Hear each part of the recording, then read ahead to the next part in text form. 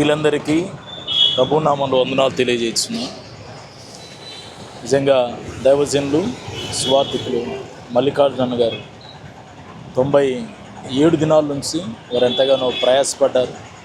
వారితో పాటుగా మేము కూడా కలిసి కోడి దానం గారి విషయంలో ముందు కొనసాగడానికి దేవుడు మాకు తగిన కృపను అనుగ్రహించారు.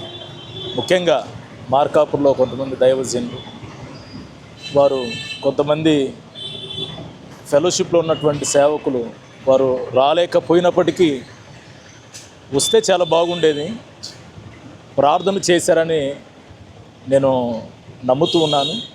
కానీ ఒక మాట చెప్పదలుచుకున్నాను.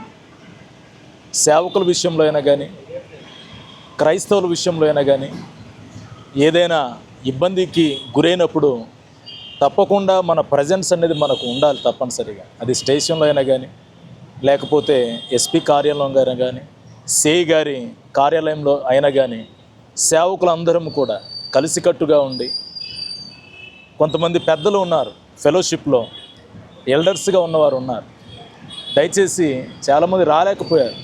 ముందున్నటువంటి పరిస్థితులు చాలా దారుణంగా ఉంటాయి. మనమందరం చూస్తున్నాం.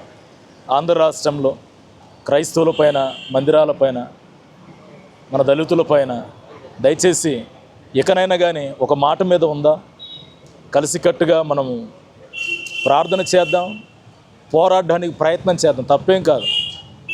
పోరాడితే ఎంత పెద్ద పోరాటమైనా అంత గొప్ప విజయాన్ని దేవుడు మనకు అనుగ్రహిస్తాడు. ఐక్యంగా ఉండి ముందు కొనసాగం. ఇకనైనా కానీ కోడిదానం గారి ఇష్యూ నుంచి మనమందరం కూడా నేర్చుకునేది ఒకటే. తదుపరి మనమందరం కూడా ఐక్యమత్యంగా ఉండి ఏదైనా సాధించుకోవడానికి ప్రయత్నం చేద్దాం. ప్రభునామములో వందనాలు తెలియజేస్తున్నాను.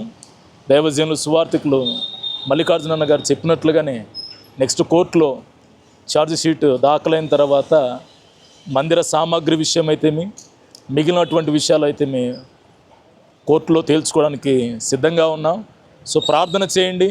ఇకనైనా కానీ మాతో కలిసి ముందుకు రావడానికి ప్రయత్నం చేయండి.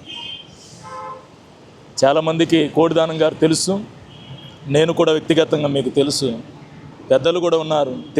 తెలిసిన వారందరూ కూడా సంప్రదించి రావడానికి ప్రయత్నం చేయండి. దయచేసి కలిసికట్టుగా ఏదైనా మనం సాధించడానికి ఇష్టపడదాం. ప్రార్థన చేయండి, కలిసి ముందుకు కొనసాగుదాం. Thank you so much.